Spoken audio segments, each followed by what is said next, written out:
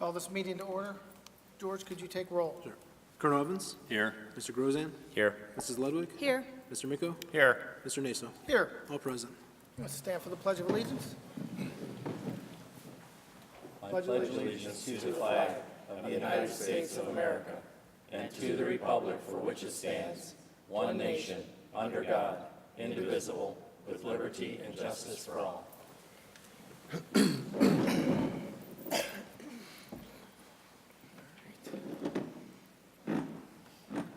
This is the part of the meeting where we talk about our district goals.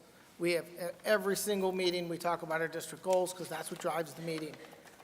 We have 3 goals. The first one is student achievement, and that is our primary objective. That's what everything else is driven towards.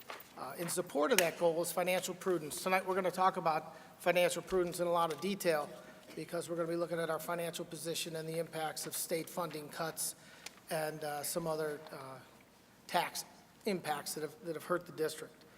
So we're going to look at those things. And then finally, our third goal is community engagement. And we engage the community to help us achieve goal number 2 and goal number 1.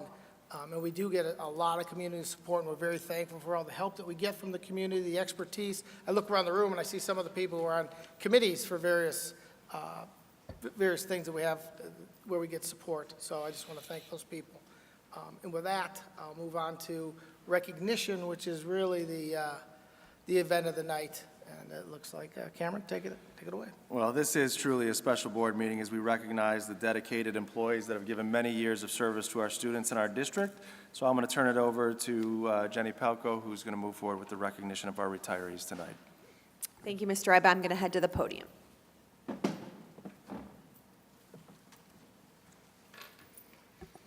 Good evening, everyone. It is truly an exciting evening, and I appreciate all of the families that are here this evening, as well as our retirees. And I'm going to invite Teresa DeSanto to come up, our president of Union 028, and Ian Steffen, our SEA president. It truly is my honor to recognize our 2018 retirees. Among them, all of them together, there is a total of 271 years of experience. Many of us here can only dream of the day where we can retire. However, as many of you have shared with me, it's not an easy decision, and it certainly speaks to your dedication and passion for what you do each and every day. So I'm going to ask Pat Schaefer to come to the podium.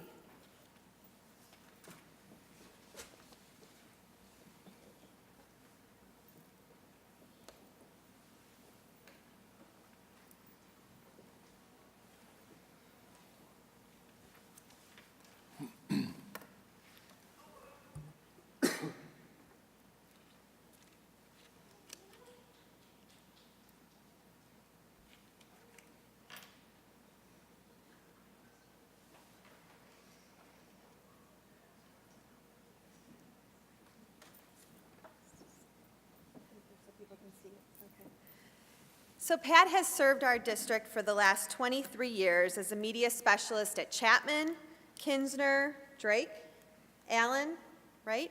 Elementary schools, and then Center Middle School, and now currently at Strongsville High School. You even did a short stint as a language arts teacher, correct? Her caring nature and calm demeanor is a constant with our students. Pat has especially embraced her role opening up the high school media center to hundreds of kids, not just each day, but each period. Oh wait, sorry, thousands of kids, okay. And even so close to retirement, she was always willing to learn new things and has helped promote the makerspace as it has really taken over our media center. So I hope you enjoy all of your new grandchildren and your retirement. Congratulations, Pat Schaefer.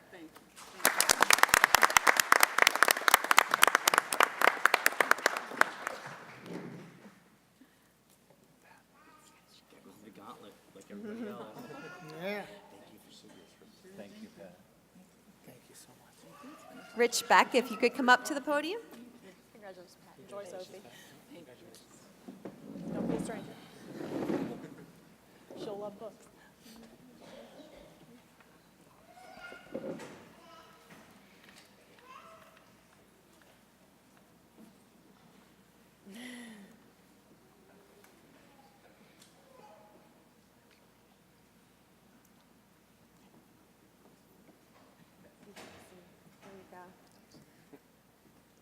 So some of us who are old enough may remember the Saturday Night Live skit, Deep Thoughts.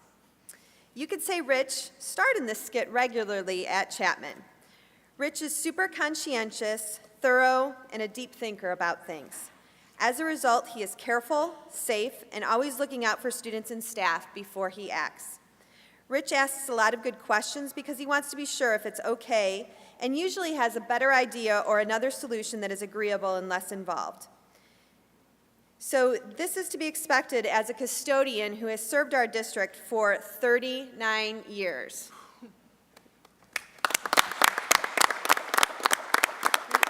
You couldn't make it to 40, really? You've served in almost every building, Moraski, Center, Support Services, Allen, Sarrar, Albion, and now Chapman, and you definitely need a great sense of humor and lots of patience, which Rich definitely has. So no more daily cleanups, setups, cleanups, special requests for you. Enjoy your well-deserved retirement, Rich.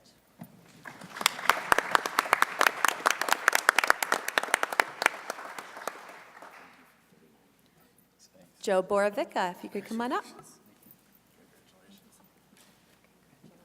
Enjoy your retirement.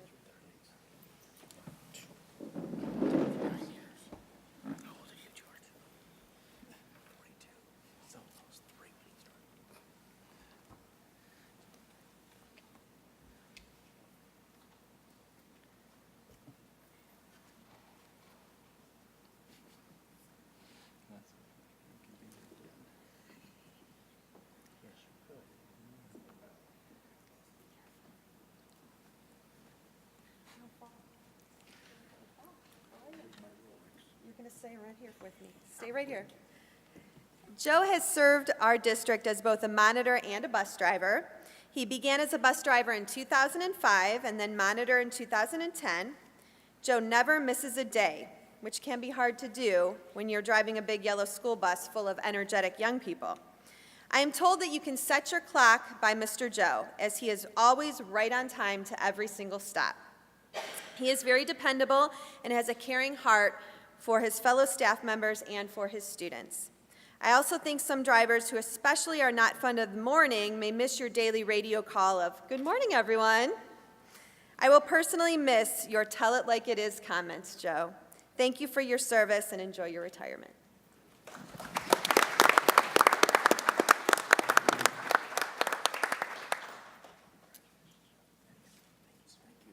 Tammy Dietz.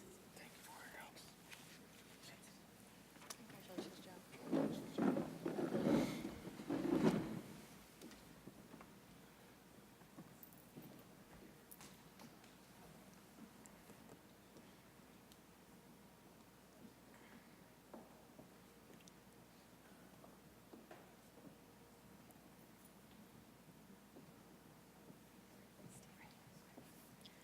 Miss Tammy has been with the district since 1993, where she began as a playground aide at Allen. She has served as both an aide or in the cafeteria throughout her time with Strongsville. Currently, she's an aide at Strongsville Early Learning Preschool. She has a very contagious laugh and carries that with her as she works with the kids. You will often find her laughing with them as they complete their work. Her calm and patient demeanor puts children and parents at ease. Miss Tammy genuinely loves her students, and it shows as she works with them each and every single day. Thank you for your 26 years of service to the students of Strongsville City Schools, and you will be greatly missed.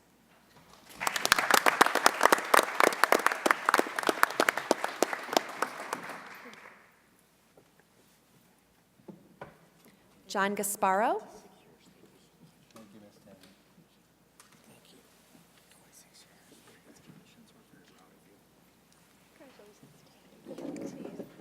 Enjoy those grandkids.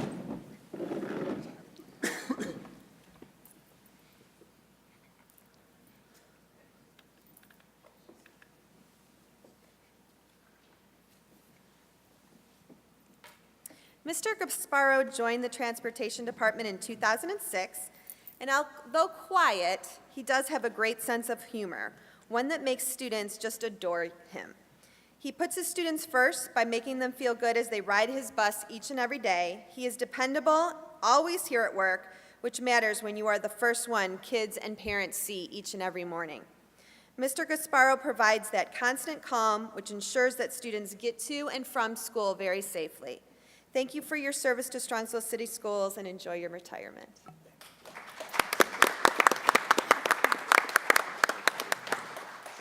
Congratulations, thank you.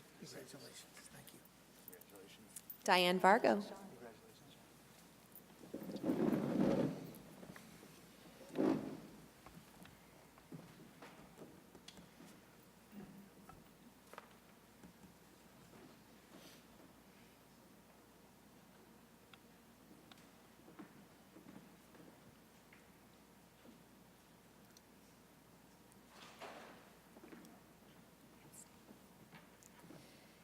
Diane is a tremendous woman who took on a monumental task late in her career of being the main office secretary for the crown jewel of Strongsville, the new middle school, after being at Albion as a secretary for about 9 years. Thank goodness for her quick and witty nature, as she can crack a joke and have the whole room laughing in the blink of an eye in a main office storm. She truly puts service and others over herself and aims to please those around her. Her endless energy is infectious, and her experience and savviness is rivaled by few in the profession. She has worked as an aide, media assistant, and secretary over her 30-year career with the district, and her dedication to us is very much appreciated. All the best, Diane. You truly deserve retirement.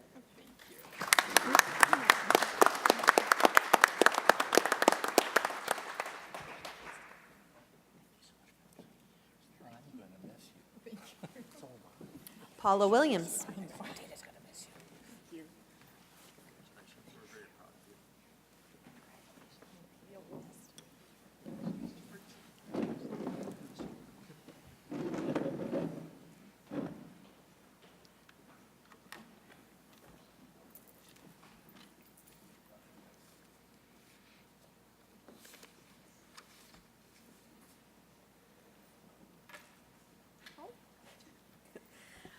Paula, I can say about Paula is she just loves her students so much. There isn't a day that goes by where she has not helped a student. Paula is always trying new ways to engage her group of bus drivers. She's been a driver for 27 years and is so dedicated to the district, a quality that just radiates from her. She always has a smile on her face. She has such a joyful and bubbly personality, which we know our students and staff will miss very much. Thank you for all the lives you safely brought to and from school over the years, and for making such an impact on all of them. Congratulations on your retirement, Paula.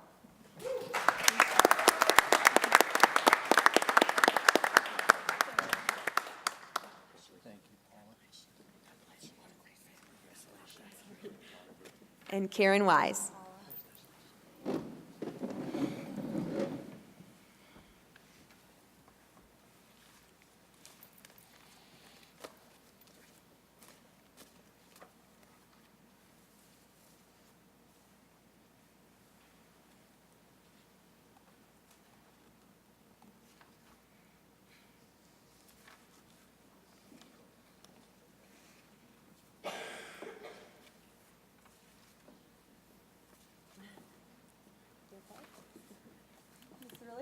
Really happening. Karen has been with our district since 2006 as a bus driver, and then in 2013 became a monitor as well. We have come to know her for her very sweet personality that students just gravitate to.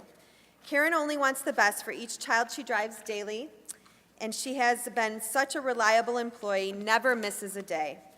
Thank you for keeping our students safe and for being that first smile they get each morning. I hope both you and Rick enjoy your retirement and spend time doing all the things you've been missing while serving the students of Strongsville City Schools. Congratulations.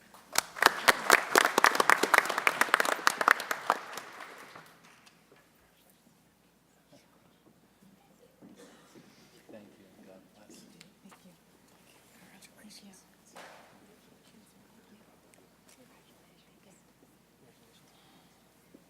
So congratulations to all of our retirees. Don't forget, we still need you for the next 13 days. You're not excused yet. And sorry, Rich and Diane, you have a few more than that. But thank you for coming.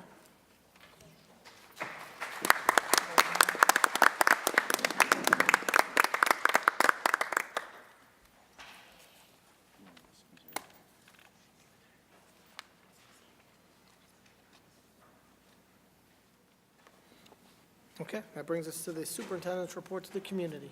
Thank you, Mr. Naso. I want to take this opportunity to speak to the board and our community about the recent indictment of Bob Schwerman, former maintenance foreman of the district.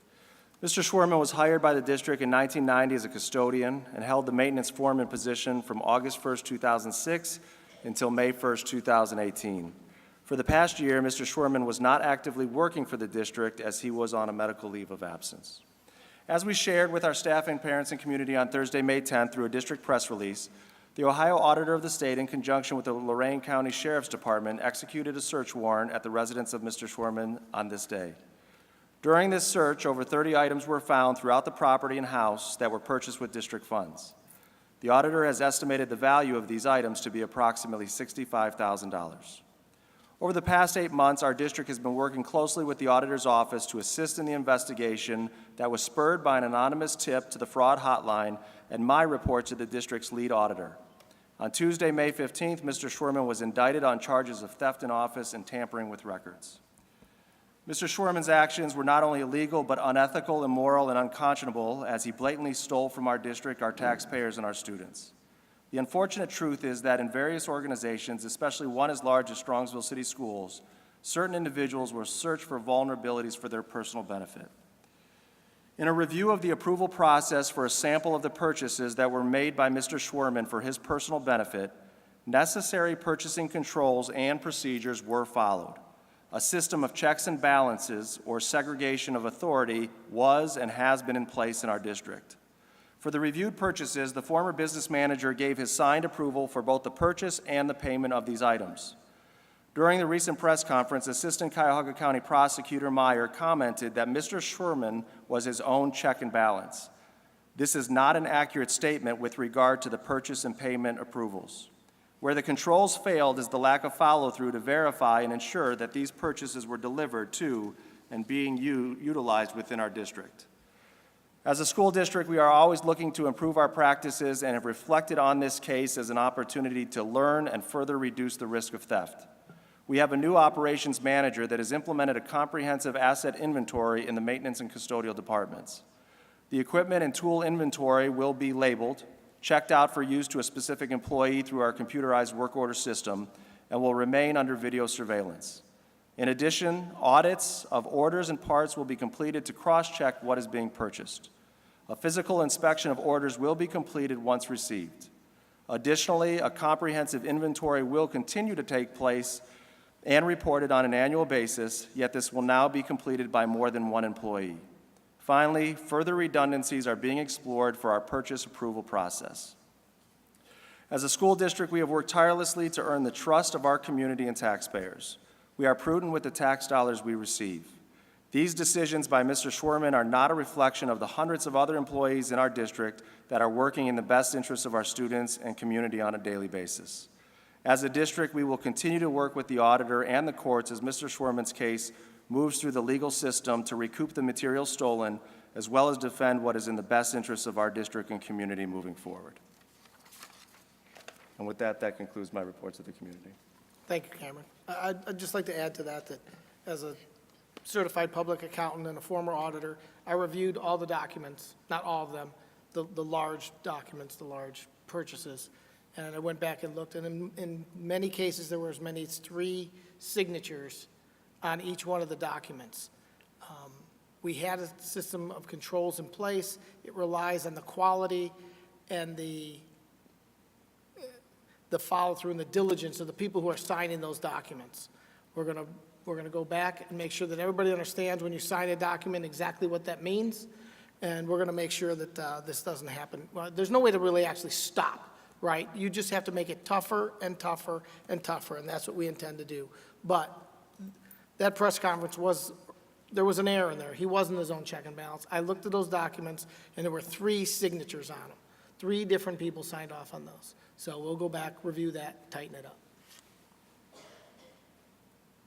So, That concludes my report, Mr. Naso. all right. That brings us back to public comment. I don't believe we have any. Approval of minutes. We have the April 5th and April 19th regular board meeting minutes for approval. Can I have a motion? So moved. Thank you, Duke. Can I have a second? Second. Thank you, Jane. Any discussion of the minutes? George, could you take roll? Sure. Colonel Evans? Yes. Mrs. Ludwig? Yes. Mr. Miko? Yes. Mr. Naso? Yes. Mr. Grozan? Yes. Motion passes. Good job, Dawn.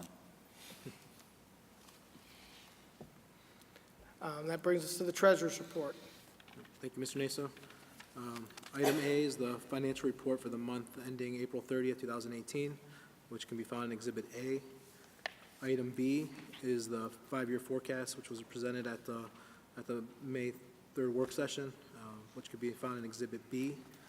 Item C is the benefit consulting agreement for DS Benefits. It's a two-year agreement that we've been using over the past several years, serve as consultant service for our self-insurance fund and medical prescription drug plan, which can be found in Exhibit C.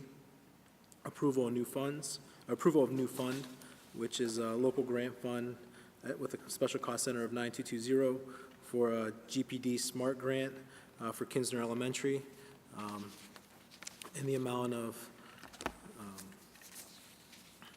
$9,797. And this was a grant that was applied by a community member, a parent at Kinsner Elementary, Vanessa Russell, and which was awarded to the school district. So thank you, Vanessa, if you're listening. Grant approvals, which is the SES, it's the Kinsner GPD Smart Grant, and also $7,650 in total from the Strongsville Education Foundation for CrossFit and Sparks PE equipment. As you can see in the agenda, how it's broken up between the various schools. Item F is student activity program budget and purpose and goals revisions. For middle school accounts, for student activities, they had a little bit more activity than they anticipated at the beginning of the year, so it's increasing their budget slightly. This can be found in Exhibit D. G, transfer of funds, and what these transfers are is for the bond fund, which can be found in Exhibit F. And what I'm looking to do here is currently we have budgets set up in the bond fund. We had projects, we had savings on those projects. Now, unused dollars where we're able to repurpose to new projects. And what I'm looking to do is create budgets for those new projects rather than have them grouped in one. That way we can account for those separately. The first one is the Chapman HVAC replacement project of $435,000, and that's being moved from the elementary school renovations budget that we had, so it's just essentially being reallocated. The next one is the elementary and SMS asphalt project in the amount of $600,000, and where that's coming from, we had within the middle school, within the building of this building, we were able to have savings, which we were able to absorb the cost for the demolition of the old BOE building that was in front. So the initial budget that we had in place for the demolition of the board building, $206,000 was unused going into this asphalt project. Also, we had savings in the OPS demo of $9,000. We had from the transportation renovations, we had a savings of $6,000. The Albion demolition, we had $45,000. Then the remaining $331,000 is just being repurposed from the elementary school renovations into this asphalt project.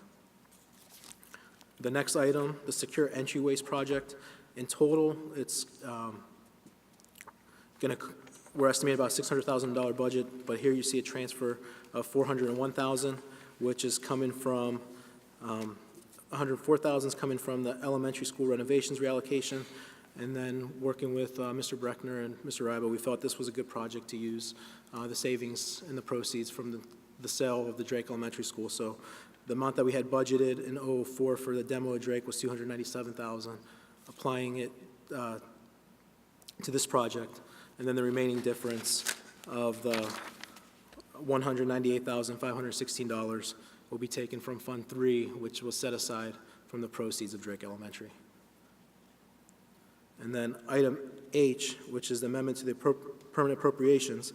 So two parts. One, my recommendation is to use those proceeds from the Drake Elementary to appropriate those funds for the secure entryway project.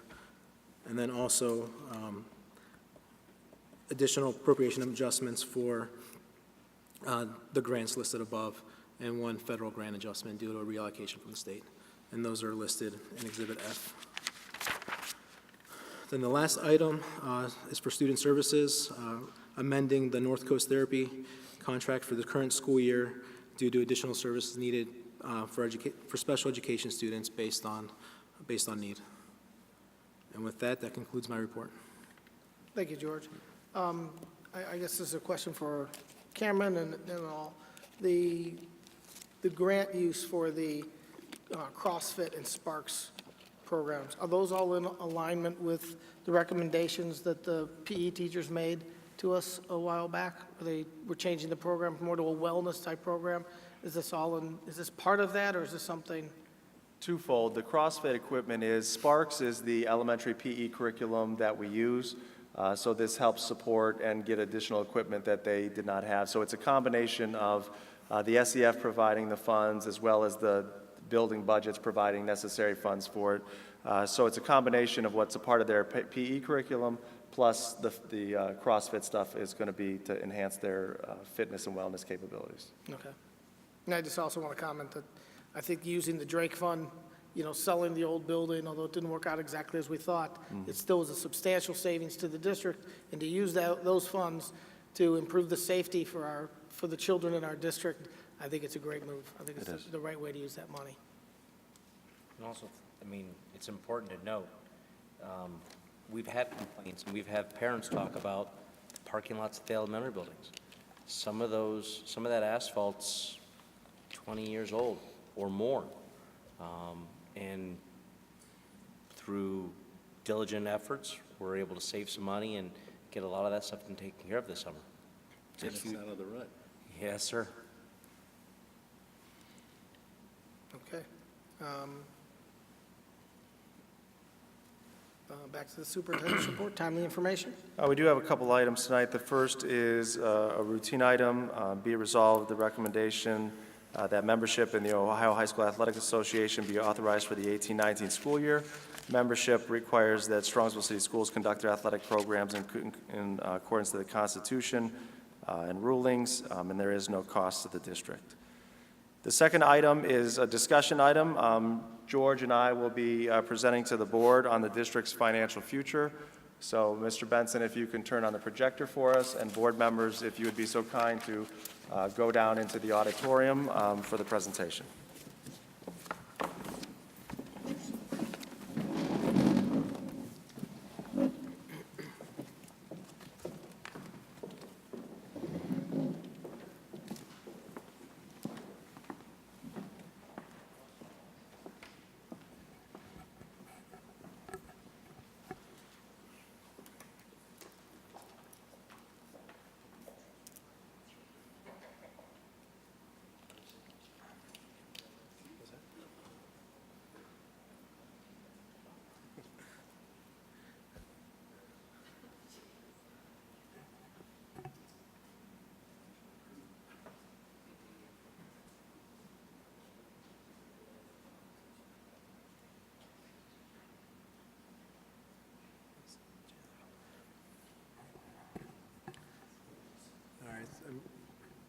So as Mr. Riva stated, we're combining to present the district's financial future. At the last board meeting at the work session, I had presented the 5-year forecast, and then as you saw in the forecast, which we'll review again in a little bit, that we begin the course of deficit spending next school year, and we have that, unfortunate, with the deficit spending comes an unsustainable future. So we're going to have to make some decisions, and this presentation is kind of review those decisions, the options that we will have. So one of the reasons we're beginning the deficit spending is the impact of state and local funding reductions. As mentioned previously, this chart you've seen before, my 5-year forecast, which the red line represents if we didn't have those revenue reductions from the state, from the TPP, and where we would be in the life of the forecast, we would have a positive balance. But because of those state reductions and local reductions I'll get into, you'll see a gap that we must close, which is going to accelerate our deficit spending, which we will see a deficit of close to $8 million in 2022. So what those reductions of the revenues were of the impact of state and local funding. First, the state funding, which is the biggest portion of it, was the elimination of the tangible personal property tax. It was overall dating back since 2007. We were receiving $8.6 million annually. That number has been phased down, where the latest rendition we were receiving $3.6 million, and with the biennium passed 2 years ago, that was fully eliminated. We've been receiving portions of hold harmless, but that has been fully phased out come next fiscal year. And then also local funding reductions. As I mentioned last meeting, there was an entity in town that filed for a tax exemption with the Ohio Department of Taxation, and they were granted on that exemption dating back to they filed it 2017, and they were granted the exemption going back to 2012. So what that means is we will have to issue a tax refund of $2 million to the Cleveland Clinic during our 2018 tax collections, which will be issued by the county, which will ultimately be deducted from our tax collections. So that $2 million is a one-time refund, and then moving forward, we were receiving about $400 million annually from the Cleveland Clinic, and due to that exemption, that's $400,000 of lost revenue. So our May 5-year forecast that was presented last meeting, as you see, 2018, the current fiscal year, which is the column in yellow, we will finish the fiscal year at a positive $26.6 million. Next year, you will see our revenues beginning to decrease. A good portion of that is the $2 million reduction. Also, we're receiving TPP dollars this year, and then also, as I shared, we had a timing with our tax collections as our first half collections for the calendar year were inflated. So a combination of all those is going to cause a dip for next year, and we will begin that deficit spending of $8.1 million, and then it'll just carry through as we're beginning to eat away at our cash balance with the deficit of $8 million in 2022. So with that deficit, we have metrics to evaluate where we want to go, whether we implement cost reduction strategies or if we find other sources of revenue. So those metrics are, one is a cash reserve of 60 days or more. Our 60-day benchmark is a little over $10 million, about 11 or 12, and that's that black line you see above the 10 million, and then the red line below is once we get to that 0 point. We'll dip below our deficit point in fiscal year 2020, which is June of 2020, and then beginning in fiscal year 2021, in December 2020 and January of 2021, we'll dip again below that point. Then the following years, we'll begin that deficit spending. And what that means is, while I want to be above that point is due to cash flow. We receive our majority of revenue through taxes, which is collected about 4 or 5 times during the fiscal year. So in November, December, and January, those are our low points. So we want to have enough cash to get us through that period where we can make payroll. If you remember a few years back, maybe about 7, 8 years ago, the district was borrowing money during those periods to make payroll. So that's a position we never want to get back to again. Another metric is our general fund balance compared to revenues. We want to have a target of 15%. Fiscal years 18 through 20, we're above that benchmark. 20, we're cutting it close, but in fiscal year 2021 and 2022, we're dipping below that benchmark. Another benchmark, expenditures exceeding revenues beginning in fiscal year 19. Through that point, we're deficit spending through the life of the forecast, which gives us an unsustainable future. And then from here, I'll turn it over to Mr. Rybo, who will talk about additional options and recommendation we have going forward. Thank you, George. So with the metrics that George just shared, it shows clear signs on the measures that we use that we need to work to either, as he said, reduce expenditures and or in combination generate new revenue for our district. There's been things that we've done proactively throughout the years to enact cost reductions and cost efficiencies that will not negatively impact our students, our services, or our programs. And we've talked about these, and as you can see, some of them, we've reduced positions commensurate with our reduction in student enrollment by a factor of 199 positions. We've eliminated 6 buildings, repurposing 1. We've switched from a fully insured medical care program to self-insured, saving the districts $4.6 million. We've looked at bringing in our own online academy called the Strongsville Academy, and it's saving approximately $200,000 a year. George has implemented a new investment strategy, which has earned increased interest earnings by $100,000 this past year, and we've implemented a new student fee collection procedure that's reduced our outstanding balance by 40%. So as we look at what we can do in a district proactively, not waiting to the last minute, these are the things that we've put into place, and it's helped us to reach from 2007, the last time the district had a new operating levy, all the way to 2018, where we're at now. So as we've talked about throughout, there's really two options that we consider, and they work in collaboration with one another by reducing expenses, by implementing additional cuts that would negatively impact student opportunities, services, resources, or staffing levels. We've been able to make cuts so far that haven't had that negative impact. But as we move forward, there are not cuts that can eliminate that deficit that George went over that's not going to have that negative impact on our student body. The other thing that we consider is how can we increase revenue and how school finance works. The major way to increase the revenue to a magnitude that we need to help support our financial future is to go to the community and our voters for a general operating levy.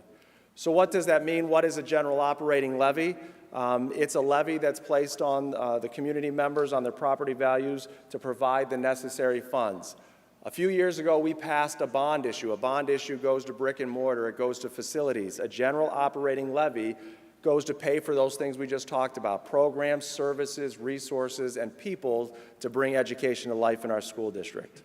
You go for a specific dollar amount. You look at your financial forecast and say, this is the amount of money that we need to generate to have financial predictability and stability moving forward, and then the county auditor converts that into what we commonly know as a millage level. So our recent operating levies that have been passed are general operating levies. We have a levy that was passed. It's a 5-year limited levy that was passed in 2002. So that means every 5 years it needs to be taken back to the voters for their consideration. You may remember in November of 2016, we had a renewal passed by over 60%. That was the 2002 general operating levy that generates $7.9 million annually and equates to 6.0 mils. In November of 2007, that was the last time the district passed a new operating levy. It is a continuing levy. Continuing means that once it's approved, it's permanent source of financial resources for the district. That levy is 6.5 mils and generates $9.2 million annually for the district. So we've looked at the metrics of how we determine when it's time to look for increased reductions, increased funding, but there's additional questions that we need to answer to determine what we do from this point forward. And the first one is, when will a levy be put on the ballot? Based on our analysis of our financial future and when those tax collection dollars would come in, we are recommending to the board that the levy be put on the ballot in November of 2018. The second thing that we need to look at is, should it be limited or continuous? As I just shared, we have one 5-year limited levy that needs to be approved every 5 years. We have one recently that's continuous that provides consistent funding. We are recommending that the next levy we go for be a continuous levy. The reason we make that recommendation is we feel the voters should have the opportunity to vote and tell us the job we're doing, and that 2002 renewal levy gives the community of Strongsville the opportunity every 5 years to do that. If we go for another limited levy, we would be on the ballot every other year renewing levies. That's an expense to the district and the taxpayers for putting those on the ballot, and it's diverting our focus from educating our students, which is our primary focus that we need to put upon our work here as a district. So that is why we're recommending a continuous levy.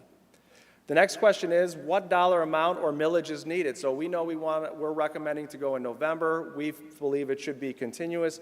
How much, what's the millage, and how long would that millage provide the financial stability that we need for our district? So what we've done is we've provided a series of simulations, as you could see on the screen. And to understand the scenarios do not include new people, programs, or services. It is about, if we just maintain the current level of people, programs, and services we have in the district right now, financially, how would we move forward? The second thing we look at is these scenarios are based on new tax collections beginning in 2019.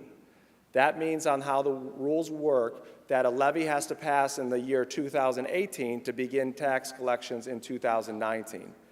So as you can see, there's four scenarios we placed for consideration, and I'll just use 5.9 mils as an example. If we were to put a 5.9 mil levy on the ballot, it would generate $8.4 million of annual revenue for the district to go to pay for programs, services, resources, and people. As you can see by the numbers, these are the cash balances that we would have. The additional tax dollars would be collected starting in fiscal year 2019, and we would be financially stable through fiscal year 2024, which in school terms is the 2023-24 school year.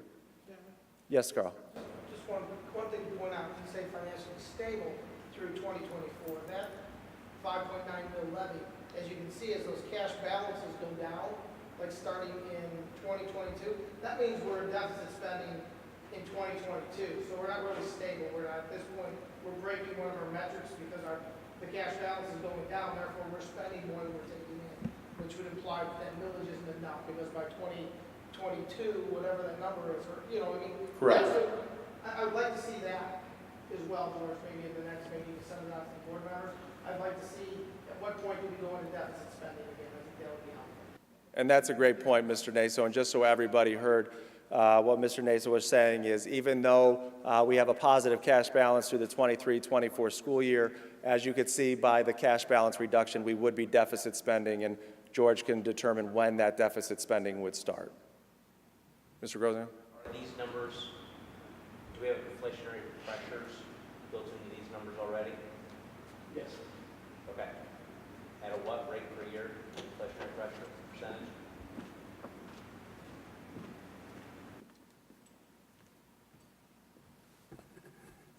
We have our, so within these, we have our healthcare inflationary numbers at 7% annually. The annual increases that are based on the negotiated salary agreements, and then carrying out the increases from the current 5-year forecasts that are built in for the various line items, just pushing them all the way through each year as well. Thank you. Yep. So as you can see, looking at the various scenarios, as you look at 6.9 mils, it would generate $9.9 million of revenue, and that pushes out the financial, being financially on the positive end of it through another school year, and so on and so forth. As we add a mill, it extends the financial well-being of the district by one additional year. So one thing to understand, though, is how this graph works. If we do not go for a levy in 2018 that we're recommending and go the next year, all the red numbers go forward by 1 year. So the deficit instead of 2025 would be in 2024. So that is why, as we can look at this graph, it's important that we look at how we want to extend and utilize the tax dollars we're given. We've been able to do that for 11 years for this past levy. We want to extend as long as we possibly can, and also look at what's reasonable for our community and our students and our taxpayers. By looking at this chart, by looking at the options from a 5.9 mil levy all the way up to an 8.9 mil levy, we've got to look at what do we believe is the dollar amount in millage necessary to ensure that our district is financially stable moving forward. Based on our analysis of this, we are recommending that we go for a 7.9 mil levy. This 7.9 mil levy would generate $11.3 million a year, provide the necessary funding. Although we would be deficit spending in the out years, it would provide the necessary funding through the 2025-26 school year, if passed in November of 2018, and it would provide us that financial stability until fiscal year 2026. So looking at the recommendation of a November levy, a continuous levy at 7.9 mils, the monthly cost to homeowners of $100,000 of property value would equate to $23 a month. So what is additional rationale for the millage? As George talked about in his section of the presentation, we've unfortunately had to take cuts from the local and state level. And as this chart shares, if you take a look at the dollar amount and convert it to millage, the elimination of the $8.6 million of TPP funding on an annual basis equates to 6.0 mils of reduction from that time we passed the 2007 levy. If you take a look at the $400,000 of Cleveland Clinic taxes that will no longer be coming to the district annually, that equates to 0.3 mils. And as you can see in the asterisk there, we are going to have a one-time payment of $2 million to the clinic that has to be refunded by September 2018. That's a one-time payment, but that one-time payment equates to 1.4 mils. So as we look at the climate and what the financial situation where the board and the district passed its last levy in 2007, you could see 6.3 mils of that has gone to cuts. So as we could see by the graphic, in terms of mathematically, that levy is really not providing the financial support because that money has been eliminated or reduced by the cuts that have been put in by the state or the change in the tax-exempt status of the Cleveland Clinic. So we are truly living on $2,002 as a district based on these cuts. Again, adding rationale for why we're recommending 7.9 mils. It truly is an additional funding from the 2007 level of 1.6 mils. So I think it's important to say, what are these funds going to be used for that the operating levy will generate? First of all, we look at how are these funds going to be used for our programs. It's going to maintain core and elective course offerings, including advanced placement and honors courses that keep our students competitive. It's going to continue those programs that we put into place to make sure that our kids are college, career, and military ready. One of the things that's unique to our district is as we heard this evening, our award-winning instrumental music program that starts in 5th grade that is not the case in all other districts. We want to look at curricular enhancements for our elementary students and enhance the support for our art programs moving forward. In terms of services, we want to keep the bus transportation services going throughout the city and throughout the district for pre-K to 12 students. We want to continue to enhance our educational opportunities in elementary schools. As one example, we have gifted services provided to more students than we ever have in the past at every elementary building. As we've recently shared, we've increased safety throughout our district, specifically at the preschool and elementary, with increased police presence, and that would be supported through these operating dollars. As we look at resources, we've been blessed with the bond issue and the board's allocation of additional funds to keep technology not only in the district, but keep it up to date and to fully implement our one-to-one Chromebook program, as well as through Aaron's department, ensuring that our teachers have the most up-to-date resources and teaching materials for our students. And finally, people, these operating funds will be used to make sure class sizes are at the optimum level for student learning and that we have adequate staffing in all other areas to support the unique and individual learning needs of our students. So in summary, George and I are recommending to the board for consideration a new general operating levy to be placed on the ballot in November 2018. That'd be a continuous levy at 7.9 mils, which would cost $23 a month per $100,000 of property value. The next step of the board would be to consider the information and the recommendation we provided tonight. The first vote on a possible new operating levy would be at the June 7th, 2018 meeting. If approved, the second and final vote would occur at the June 28th, 2018 meeting. At this time, I'd invite the board back up to the stage for any comments, questions, or feedback.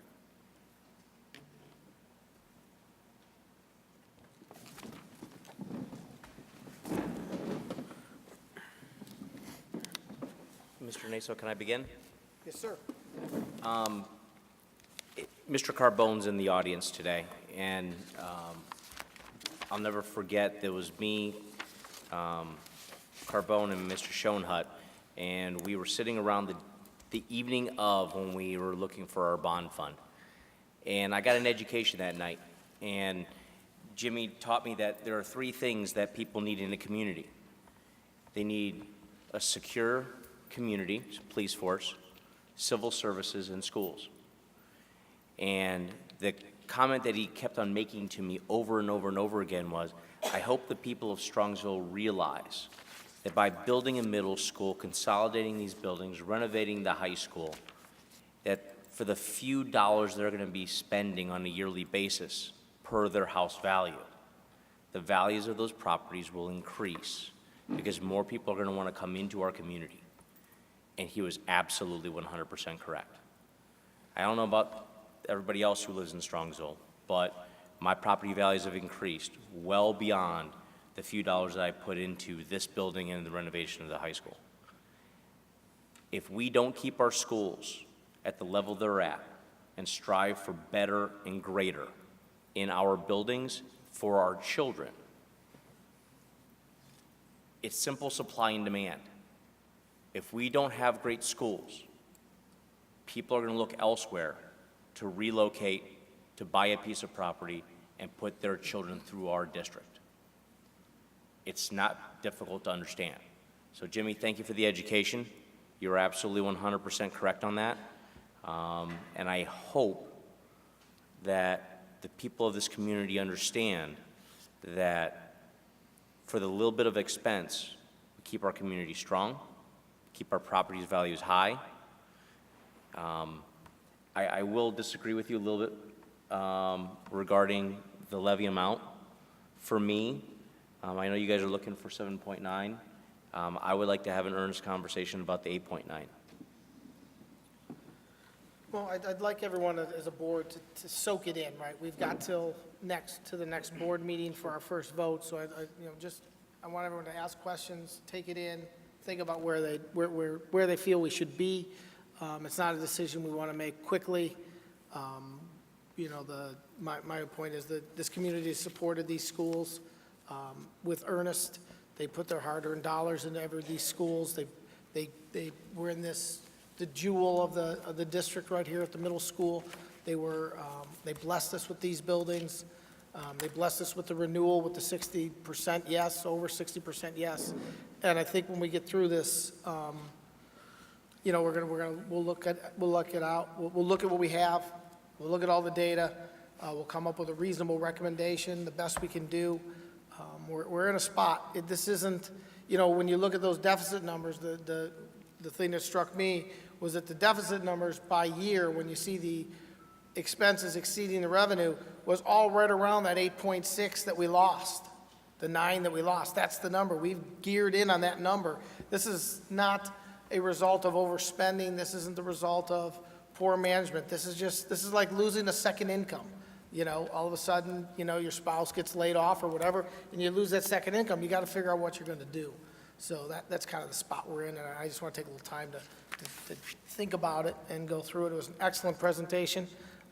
This isn't about adding services. This isn't about, anything. This is about maintaining the incredible education system that we have and what we're doing. I mean, we were blessed by watching those kids play today, that 8th grade orchestra. I would hate not to have that. I mean, it's just, I was here in 2011 and 12 when we made that $8 million worth of cuts. We don't want to do that again. We don't want to go back to that. We got to figure it out.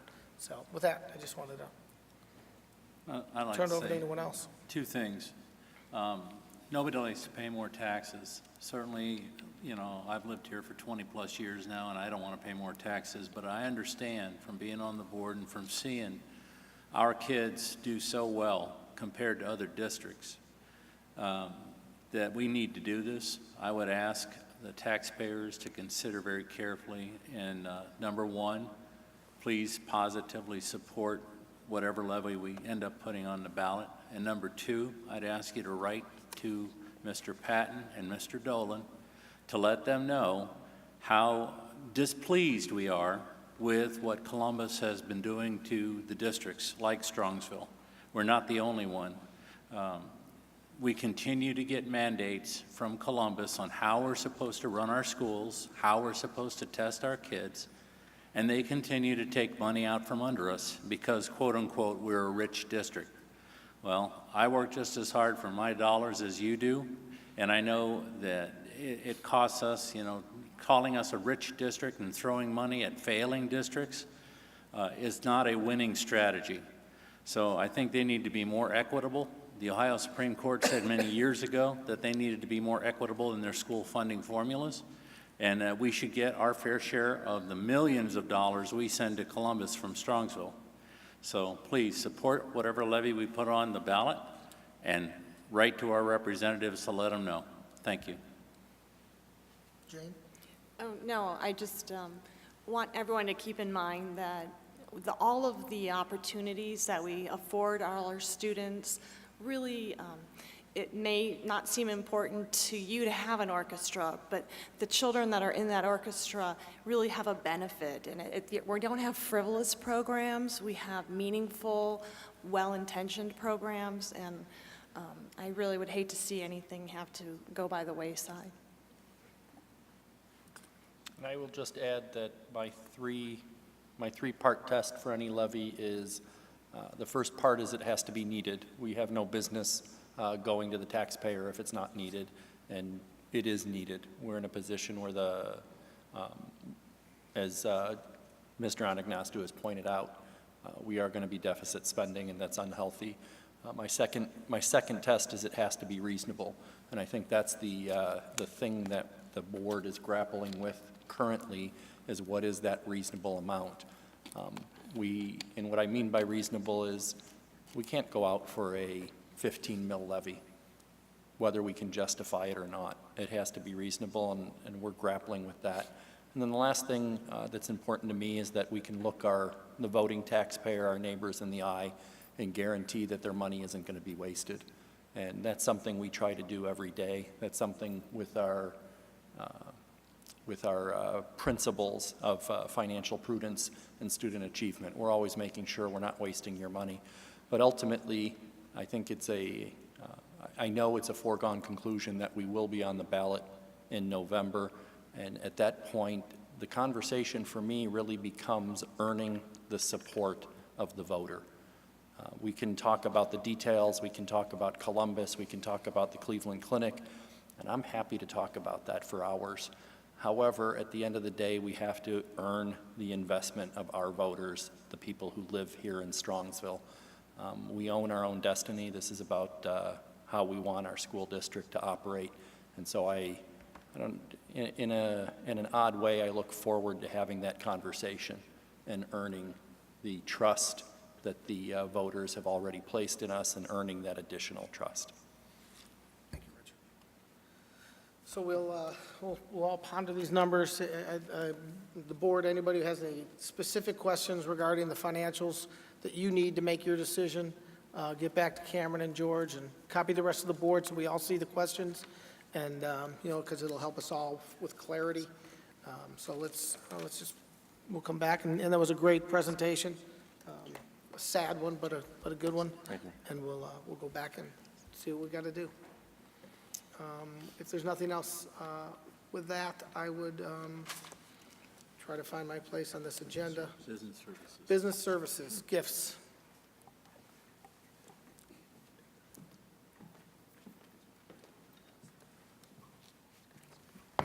Good evening, everyone. I want to start off my portion of the report by talking about the gifts that are being donated to the district. The first one is from Mrs. Minnie Mansell, donated a sewing machine, wood cabinet, bench, and miscellaneous sewing supplies valued at approximately $250 to Strongsville High School. Mr. George Grozen donated 44 rolls of duct tape valued at $204.38 to the Strongsville City Schools Elementary Makerspace program. Mr. and Mrs. Eric Richardson donated $100 to the Strongsville High School Piano Fund. Mr. Richard LaPlante donated miscellaneous aquarium supplies, 2 digital cameras, and photo paper to the Strongsville City Schools Makerspace program. Mrs. Erin Sullivan Lally donated $50 to pay for student fees for students in need.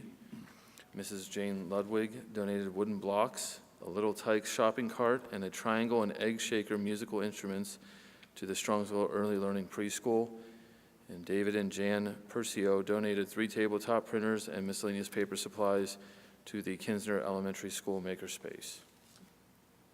The second item is the student accident insurance. Be it resolved upon recommendation of the superintendent that the Board of Education accepts the proposal of Guaranteed Trust Life Insurance Company through Love Insurance Company as the student insurance program for the Strongsville City Schools for the 2018-2019 school year. Be it further resolved upon the recommendation of the superintendent that the following be adopted. All students participating in interscholastic and intramural activities shall either purchase the appropriate insurance coverage or present a waiver signed by the parent or guardian. Such waiver shall release in all authority or in charge from any liability resulting from medical claims. and that is found in Exhibit H. Okay, with that, on the insurance, we need a vote. So moved. Have a second? Second. Any discussion? George, could you take roll? Mr. Grozan? Yes. Colonel Evans? Yes. Mrs. Ludwig? Yes. Mr. Miko? Yes. Mr. Nasa? Yes. Motion passes. The third item in the report is a resolution of intent to participate in the winter use contract for the Ohio Department of Transportation Cooperative Purchasing Program for sodium chloride or rock salt. Be resolved upon the recommendation of the superintendent that the operations manager enters into an agreement between Strongsville City Schools and the Ohio Department of Transportation for the purpose of bidding for sodium chloride, or better known as rock salt, contract to be in effect beginning September 1st, 2018, and terminating April 30th, 2019. Funding to be from the general fund, supplies, materials for custodial, and that is found in Exhibit I.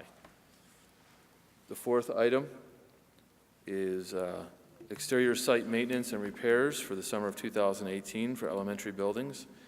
And this is coming out of the 004 Construction Fund. Be it resolved upon the recommendation of the superintendent that the Board of Education approves the maintenance and repairs of asphalt parking lots bid from Chagrin Valley Paving, which was bid number 2 in the exhibit, who provided the lowest, most responsive proposal at a total cost of $530,470 as listed in the exhibit. Funding to be from the Construction Fund, and that is to be found in Exhibit J. Have a motion? So moved. Second. Thank you, Duke and George. Any discussion? What was the original estimate, Steve? The ceiling on the bid was $950,000. And we're at? $530,470. Great job. Thank you. And that includes striping and everything? That is correct. Okay. The only thing that will not be done is the playground areas. They don't want to do our Foursquare, we'll do that. We have the templates, so we'll put those down. Okay. Well, so many of our parking lots are playgrounds. You're absolutely right. But the proposal does include striping that is consistent with what we have currently. Okay, thank you. All right, no further discussion. George, could you take roll? Mr. Grozan? Yes. Colonel Evans? Yes. Mrs. Ludwig? Yes. Mr. Miko? Yes. Mr. Nasa? Yes. Motion passes. The fifth item on the agenda is an authorization for a district-wide AMEG conversion, and this will come from the 003 Fund, Permanent Improvement Fund. Be it resolved upon the recommendation of the superintendent that the Board of Education approves the district-wide AMEG conversion with Southeast Security Corporation at a total cost of $44,839, funding to be from the Permanent Improvement Fund, and that information is in Exhibit K. Please explain. I'm sorry? Can you explain for everybody what that is? Sure. I'll try and keep it brief because this stuff does excite me and probably no one else. So right now, if you were to look at any district employee, we have 3 key fobs, one for the middle school, one for the high school, one for elementary and Board of Education, which means we have 3 different softwares that my office has to deal with when we're trying to issue fobs or you have teachers that are moving between buildings, traveling, et cetera. One of the systems, the one that controls the elementary school and Board of Education, is quite old. We actually have 2 different computers that we have to work off of, because the system is so old, we're afraid if we move it from one computer to the next, we may lose the software, and we're not sure if we'd be able to get it back. So then we would lose total control access to the building with our key fobs. What the proposal will do is to unify everything using the middle school as the basis for this expense. So the high school would move to the same type of system. The middle school the elementary schools and the Board of Education would move to the same type of system. So we would go down to 1 key fob or key card for the district, which makes it easier to manage. We could change hours easier in our management. It also gives us the ability, right now, the middle school does have the ability, and those that have the access, to shut down all the card readers from an app on their phone or logging into the software from a computer. For instance, if we had some need in the community to go into a lockdown status, or if we were worried about an employee that was not allowed to come back into the district, we could remotely access and shut down all the key fobs, key card readers in that building. to prevent access. That's just another feature that we would have with this system and going to the latest updated system that we have. Thank you. Thank you. Thanks, Steve. I just want to note that this money is coming out of the Permanent Improvement Fund, which is not operating dollars. So we have dollars that have been either allocated from the levy, from the bond issue that is there, or it comes out of our capital budget, but it can't be used for operating funds. So we kind of have to be clear to make those distinctions as we go forward, to make sure that it's clear where the money We comes from. do have a certain amount of money each year set aside for permanent improvement of the buildings and the maintenance of those buildings. Right. So this money, the $44,839 is coming out of that fund. Yeah. And my point is that we can't use these funds for other things. They have to be used for Agreed. permanent improvements. For brick and mortar. Yep. Okay, thank you. Thank you, Steve. Next, we have Aaron Green, Director of Curriculum, with our curriculum report for the month.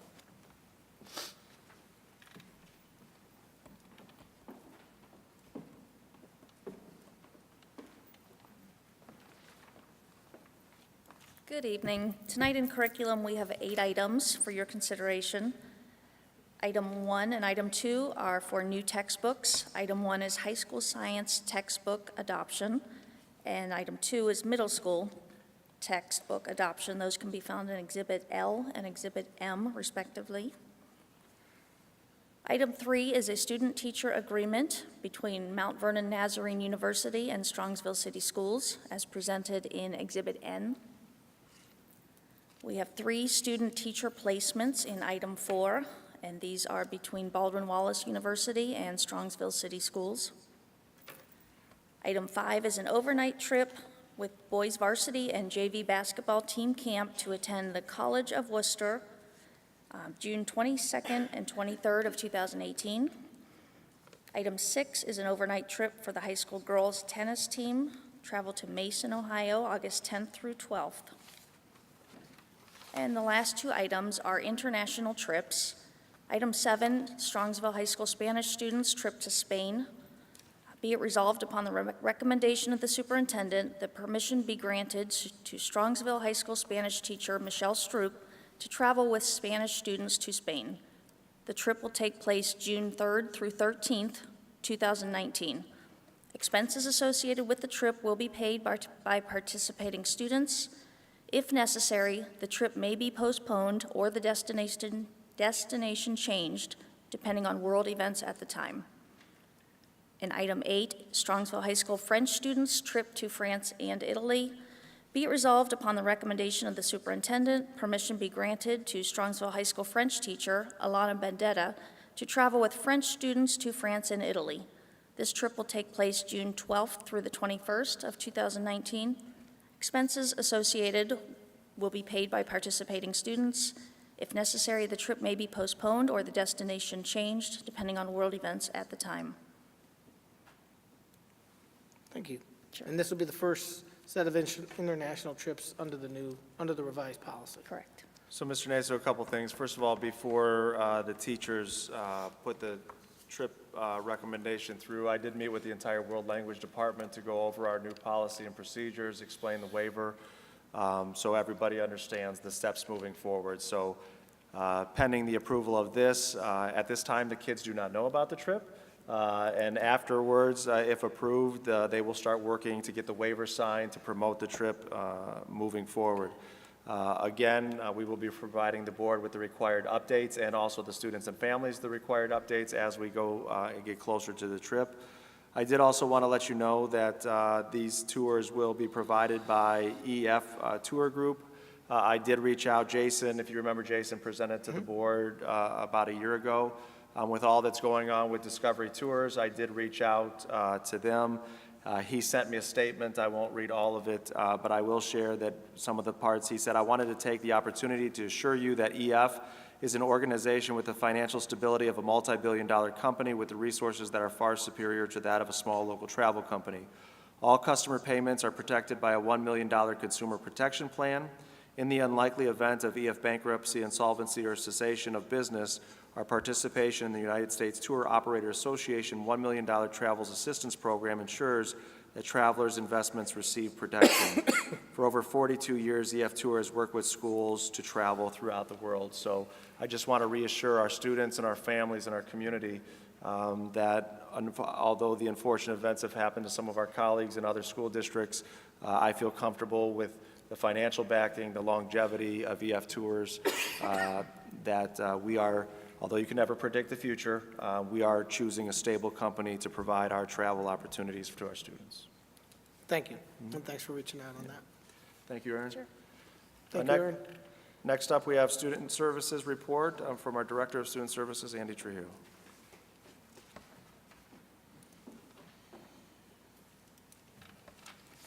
Good evening, members of the board. I have one item for your consideration. Our current agreement, 3-year agreement with PSI is coming to an end. PSI provides health and nursing services to our students throughout the district. So this is a renewal for another 3-year contract. Be it resolved upon the recommendation of the superintendent that the Board of Education enters into an agreement with PSI affiliates for nursing and health services for the 2018-19 school year in the amount of $288,760.50. 2019-2020 school year in the amount of $297,000, $297,395.28, and the year 2020-21 school year in the amount of $306,000, $366.48. And that's Exhibit O. And it goes up every year, Andy, because of inflation or what? It has an increase of 3% each year due to a couple factors. That is pretty standard for the company to have a standard 3% increase. Also, due to we have intense health needs throughout our district that require higher training, and they need to provide that compensation to the nurses to get the qualified people in training in place. Thank you. Thank you, Andy. Next up, with the Human Resource Report, we have our Assistant Superintendent, Jenny Pelko. Thank you, Mr. Riva. I have a lot of items for your consideration this evening. Under E1, I have reductions in force of non-certificated staff members. Under E2, the resignation of an administrative staff and resignation of non-certificated staff. Under E3, we have retirement of non-certificated staff. Under E4, the non-renewal of contracts for certificated substitutes. Under E5, the appointments of certificated staff members and appointments of non-certificated staff members, appointments of non-certificated substitutes, appointments of certificated substitutes, appointment of a certificated tutor, an appointment of certificated summer school for 2018, and appointments for extended school year for certificated staff and non-certificated staff members, appointments for supplemental contracts for certificated staff, and appointments for supplemental contracts for certificated staffs for extended time, and appointments for certificated supplemental contracts that are prorated, appointment for non-certificated supplemental contract, appointments for certificated supplemental contracts paid upon completion, appointments for non-certificated supplemental contracts paid upon completion.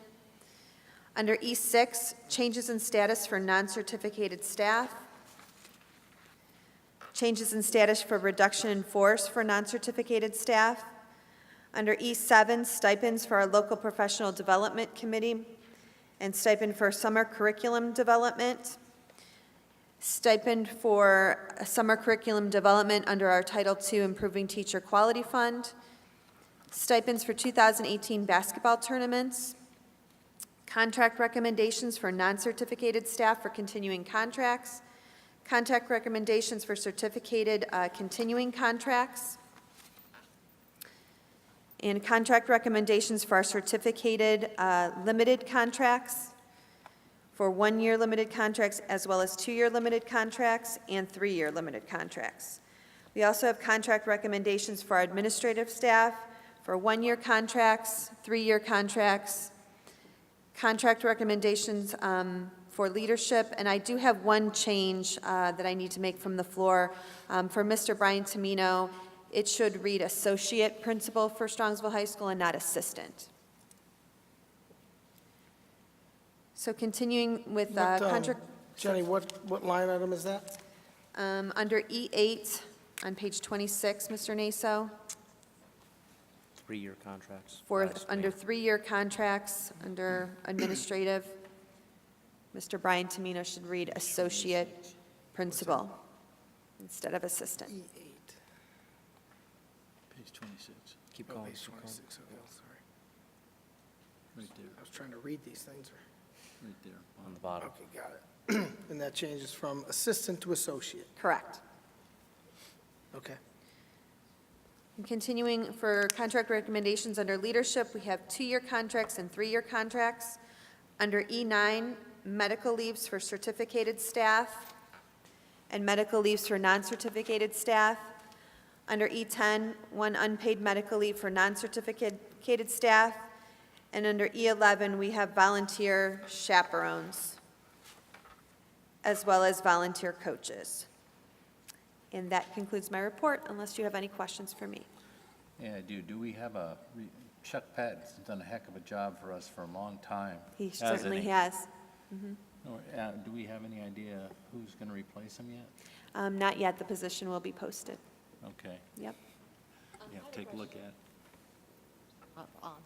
Regarding the extended times for the counselors and speech and media specialists, is that at the start of the school year and the end of the school year, or how is that extended time divided Yes, it up? includes both. So it's, if there are 10 days, they get 5 days before schools and then Correct. 5 days after. Or the 3 and school 3, year ends. yep. And is that primarily to meet with students, or what is the purpose of all those days? Well, for counselors, it's to make sure the schedules are ready and prepare for the school year. Sometimes students come in and need corrections made, but really it's to get ready for the school year or to tidy up the school year at the Okay, end. and then the psychologists, they meet with students that have 504s, or? It's for psychologists to prepare, to get the incoming paperwork for new students and to prepare and to make sure everything is in place. Okay. They have to do kindergarten screening too, don't they? Yes, they do help with that, Colonel Evans, but that is extra money that they've received for that.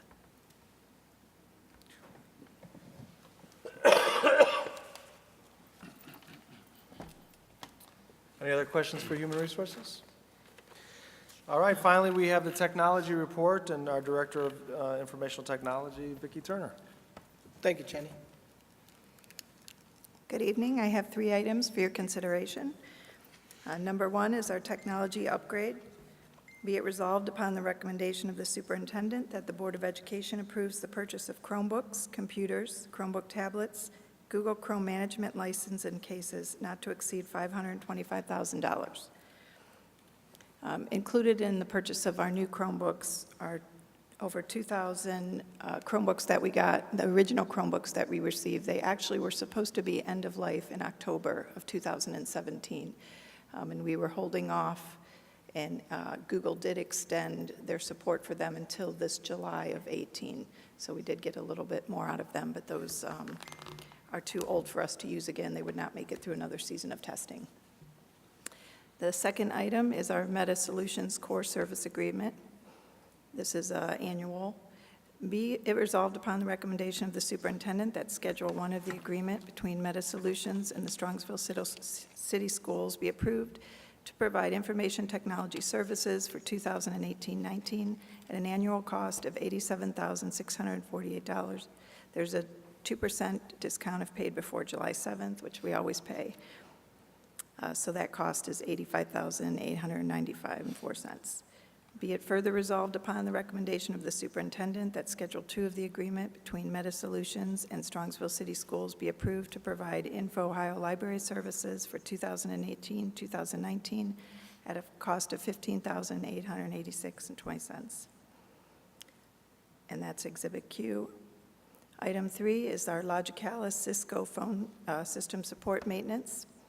Be it resolved upon the recommendation of the superintendent that the agreement between Logicalis and the Strongsville City Schools be approved to provide Cisco phone system support.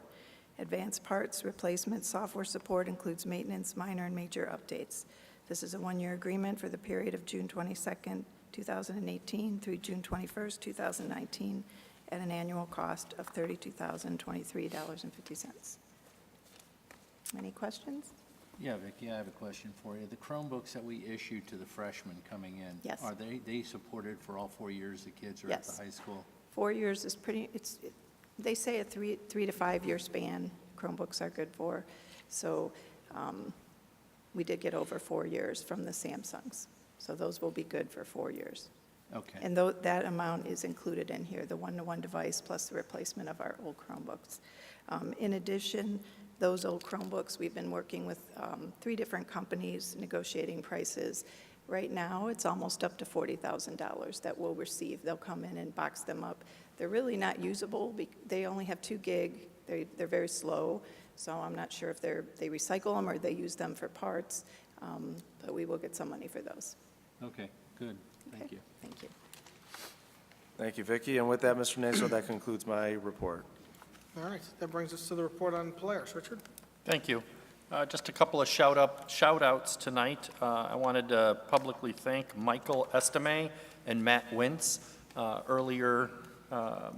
Earlier in the month, they came out to Polaris, and once a year, the electronics alternative energy students climb the wind, not windmill, but the wind tower at Cuyahoga County Fairgrounds, and learn how to service it and learn how to operate it.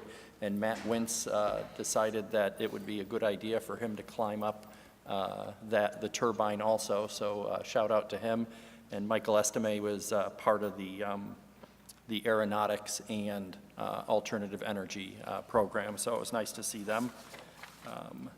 In addition, if you get a chance to go on Twitter and go to the Polaris High School Twitter site, there is a short video in our criminal justice program, and we have a number of students from Strongsville that are part of that program.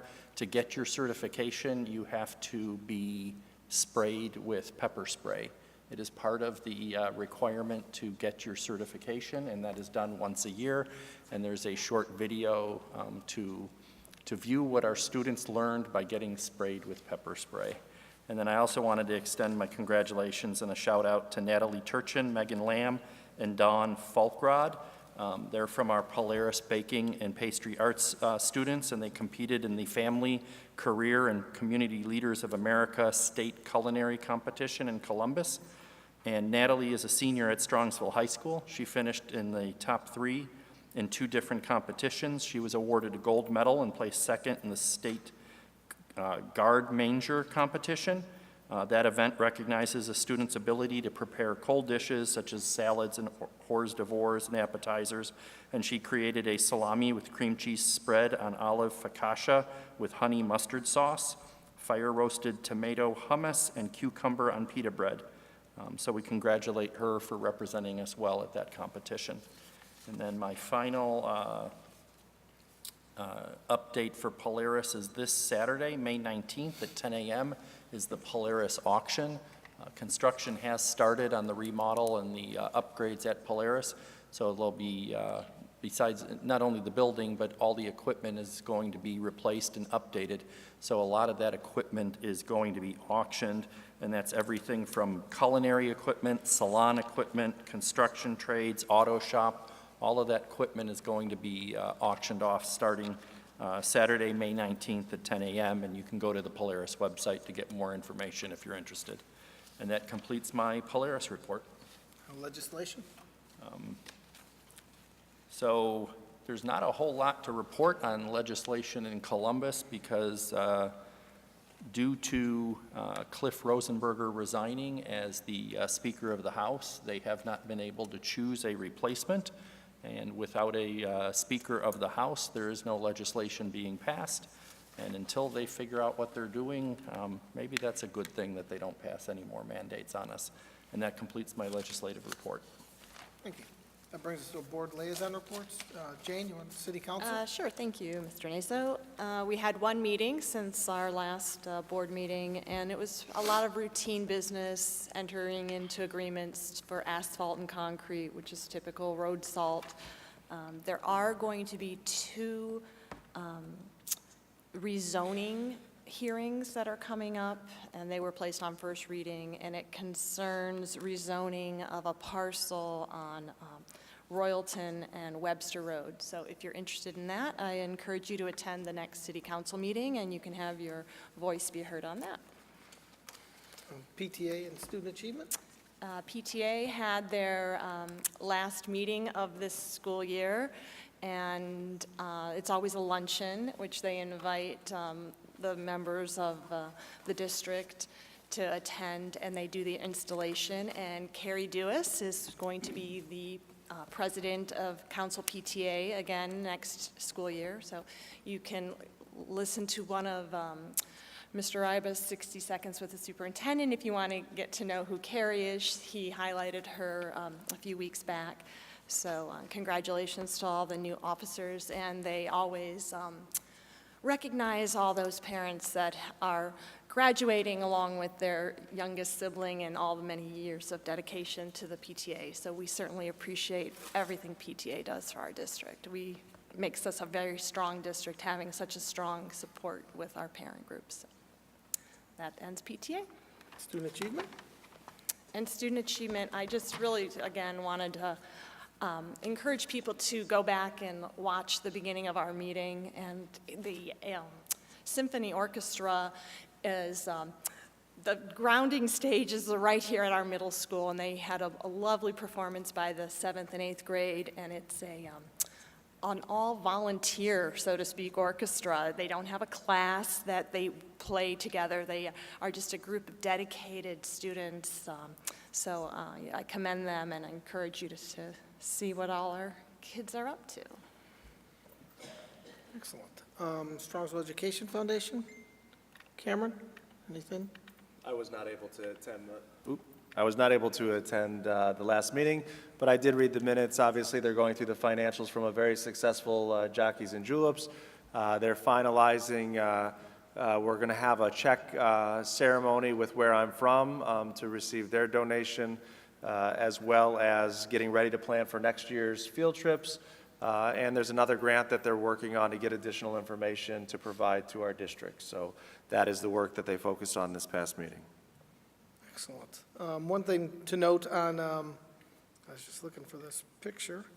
One of the members of the SEF, Rob Byrne, was at an event this afternoon for Destination Cleveland, and he received the Cleveland Champion Award today for all the work he does for promoting activity. So That's great. just something for one of the SEF members, just a shout out to him saying, keep up the good work. Absolutely. What it brings us to board committees. The Finance Committee, we have not met since the last update. Policy Committee? We did meet a week ago and reviewed a bunch of policies, and they should be ready for first reading at our next June meeting. I believe that's with this big stack that we have here. Thank you very much for the nighttime reading. You're welcome. It was a light agenda. It Yeah, won't, It won't take too long, Simon. Excellent. Facilities Committee? Our next meeting is the 24th at 6:30 at Kinsner. I invite everybody and anybody who wants to come to visit our meeting. Please come. Excellent. One thing on the Facilities Committee, I did receive, I'm a member of it, but I received a request that makes a lot of sense. And in light of, we talked about the renovation of the tennis courts, right? So one of the things that I'd like the committee to consider is to incorporate our athletic facilities specifically into the 30-year plan. So think about, is that something that we want to do? Because, obviously we've got, the turf fields that have a timeline associated with them. We've got the tennis courts. We've got the baseball fields. We got all that type of stuff. And just because Mr. Brickner doesn't have all that much to do these days, he might want to add another thing to his plate. But just an idea, just something that we could incorporate some type of cadence related to that as well. Okay. And I know he has way too much to do, so. Or not enough to do. That brings us to the consent calendar. All items that have an asterisk with them are adopted in a single vote. Can I have a motion? So moved. Second? Thank you, George. Any discussion? We do have one modification, 10E8, for Mr. Tremino moving it from assistant to associate. And with that, let's vote. Colonel Evans? Yes. Mr. Grozan? Yes. Mrs. Ludwig? Yes. Mr. Miko? Yes. Mr. Nasa? Yes. Motion passes. Excellent. Board of Education, other? I've got one. The Strongsville Rotary is having their duck race and Kids Fest down at the Metro Parks, the Chalet, on June 2nd. It is a free event. You can park at the RTA parking lot. We've got buses that will transport you down there. It is a wonderful time. If you've got children, you want to get them running around. We've got horseback riding. We've got face painting. We've got a lot of other activities. We actually do food there, hot dogs, burgers, those kinds of things, at extremely reasonable prices. The whole idea with this event is that this is our community give back. And it's really interesting to see how many children from other communities come to the chalet. And we probably host, I think last year we were hosting somewhere close to 300 to 400 children. And it's a big, massive space. It's a wonderful day to have if you've got kids running around. So just please come and join us June 2nd down at the chalet. Hey, George, is parking at the chalet, or do you park at the park and ride and get the shuttle, or what do you recommend? My recommendation is we've had some wonderful volunteers throughout the years. My recommendation, so you don't get run over, is park at the RTA parking lot as you're heading into the turnpike. Park into that facility, and then we'll have a continuous line of buses coming in and out. We have a lot of people that park on the edge of the road, and I think they seem to forget that it's a very dangerous spot to be in, especially with children walking around. Right. Okay, thank you. Thank you. And Mr. Grozan, Mr. Faust has been working with the Rotary and with our third grade teachers. Our third grade classes across the district have decorated their own unique ducks that will be participating in the Yeah, I bought my in the flocks race. already. Yeah, excellent. So they've got some very creative ones. Jenny's got a picture she was showing me. So thanks to the Rotary, they've always been a great partner of the district, and Dan for working with our teachers to get some Strongsville City Schools third grade decorated ducks in the race. Thank you very much, everybody. Appreciate it. Excellent. I hope it's all it's quacked up to be. Oh, Lord. I want to give a shout out to the Strongsville baseball team. Last night, winning the district championship. Coach Searchy's got that team fired up. We were the number 3 seed playing the number 1 seed, which was St. Ignatius, which is always such a pleasure to beat. And they took it to them. It was an exciting game. There's nothing like playoff baseball. I mean, I like basketball, I like football, but playoff baseball, the end of that game was so intense, and we came out winning. It was so much fun, especially all the fine boys of Ignatius did a very fine job, very proud of them. However, they chose the wrong school. So it was a dynamite game. I don't know when the next game is, but we'll see when that comes up. And good luck. I have another. You have another other? I have another. Saturday is Armed Forces Day, and Monday, May the 28th, is Memorial Day. A couple of opportunities to reflect and think about what it means to be a citizen of this great nation. I would ask that people consider flying their flags, and on Memorial Day, we do have a nice parade in Strongsville to come out and see the vets and participate, because we have all too few people that participate in our democracy, or our republic these days, and it would be really nice for a veteran, I can tell you, it's really nice to see folks do participate, so please consider that for those days. Thank you. Any others? Yeah, this Saturday, the Strongsville Historical Society will be open for an art walk, so come out and visit the village. And they're going to be also installing an exhibit for the military through the ages in one of our houses to commemorate all of the people that are from Strongsville that have participated in the armed forces, so. Excellent. Okay, with that, Richard's got another. And I was just going to compliment our seniors. At the same time as our board meeting is going on at the high school, it is the senior salute where the seniors find out what scholarships they're awarded. And I do want to publicly thank all of our community people who invest in that. This year, through local funding alone, over $130,000 in scholarships were awarded to some very well-deserving seniors at the high school. So congratulations to all of those seniors. Excellent. And next Friday is prom, so everybody be on the alert for all the prom goers Yeah? and the rec center for after prom. What's the theme this year? I don't know what the prom theme is. After prom is Hollywood, Hollywood? but prom has a different theme. I don't know. Yeah. Anybody knows? It's the $64,000 question. My kids aren't even close. We'll find out. We will. Where's my cameraman? The little guy on the camera always gives me the answers. He's not here today. He's taller than me.